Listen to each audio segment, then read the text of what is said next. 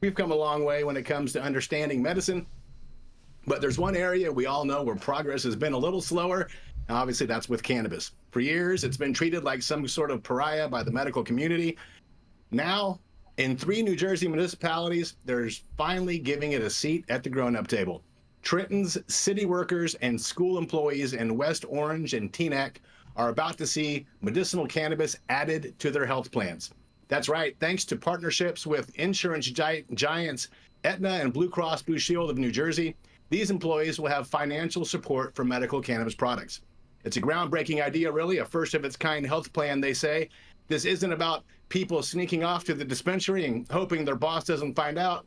It's about integrating cannabis into mainstream healthcare for real medicinal problems like chronic pain, arthritis, PTSD, and the side effects of cancer treatments. And the program doesn't stop there. Just at covering the costs, employees can access services through LeafWell, a telehealth clinic, and Cannabis, a company aiming to make cannabis more affordable. LeafWell offers virtual consultations and healthcare providers who specialize in this kind of care.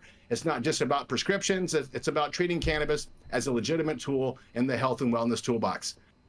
This move isn't just good for workers in New Jersey, it could be a game changer for the entire country. More states are legalizing recreational adult use cannabis, but integrating it into their health benefits. That's a huge leap forward. By including cannabis in group health plans, these municipalities are setting a precedent. They're showing that cannabis isn't just an alternative medicine, it's medicine, period. They're normalizing its use, reducing stigma, and creating workplaces where employees don't have to hide how they manage their health. Emily Fisher, CEO of LeafWell, calls it a significant step forward in promoting health and equity. She says, by working together, we're ensuring that patients in New Jersey and beyond have access to the health care they need, and that medical cannabis is recognized as and utilized as a powerful tool for health and wellness. Her colleague, Dr. June Chen, adds, the New Jersey initiative is a crucial step towards creating a healthcare system that is just equitable and inclusive, where everyone has the opportunity and benefits from the therapeutic potential of medicinal cannabis. It's worth noting this program arrived at an interesting time for New Jersey's medicinal cannabis program. When adult use sales launched in April of 22, the state saw a big drop in the number of people enrolled in the medicinal program from 128,000 down to about 68,000 today. Maybe that's because some patients switched to adult use, but it could also mean that people couldn't afford the medicinal route anymore, which involves extra costs like registration fees.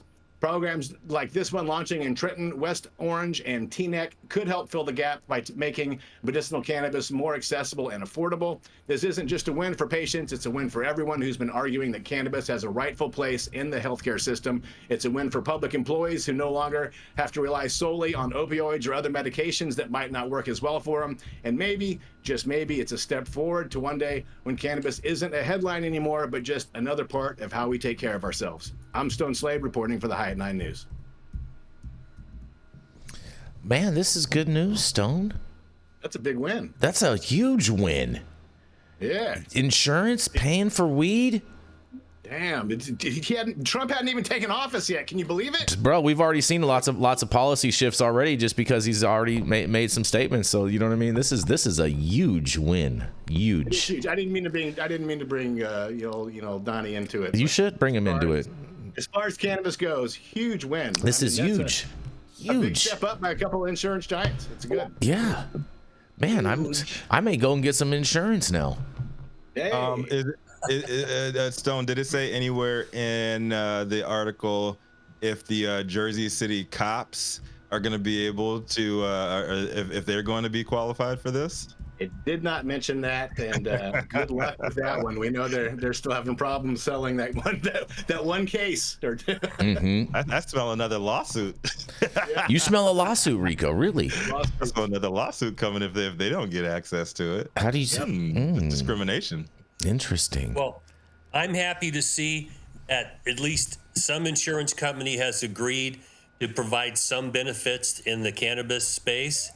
But I'm also an old insurance defense lawyer, and I know they are very conservative, and they're very susceptible to the government and their agencies threatening them or, at least intimating they don't like what they're doing.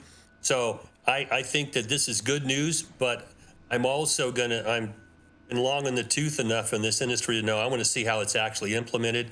Because when it comes to paying for medicines, if you submit a bill to an insurance company for buying an ounce for $400 and they reimburse you for $50 because that's what they think is the reasonable cost to produce it, then we still have some problems here. What if you just have a copay though, Dale? Well, there are all sorts of ways it can work. Okay, but again, what I'm saying is I've been an insurance defense attorney for a long time. I know how they work inside. They try to limit what they have to pay out. And that's where the rubber really meets the road. Yeah, you can submit a bill, but if the bill's $100 and they reimburse you $2, okay, that's a practical problem. I'll tell you what, I think that's one way though that the trap cannot compete is if insurance companies pay for cannabis. The trap will not be able to compete with that because people then ultimately all the retails will definitely be able to undercut all of the trappers in that sense and still be able to pay all the taxes if the insurance companies cover it. Well, that shit they might imagine if you have to get generic. Right? What happens? Well, it's a mids market, Jenny. Imagine if Alien Labs is not in your formulary, right? Now you got to go try fucking whatever Joe Blow Cannabis Co. 5 times before they'll cover your Alien Labs. What happens when the cartels take over the insurance companies, Jason? What happens then? You're speaking in deported, hypotheticals, Rico. bro. Yeah, they're about to get deported, bro. Stop it. Does that mean we're going to see Ice baby, bro. a huge hike in non-insured cannabis buyers? Now you're going to have to pay like $200 for that quarter. I mean, if you think about it, they're already run by cartels. They're just not from other countries. Oh God, we're going to a commercial. We're going to be right back. Big Pharma is the biggest cartel in the world, bro. Money.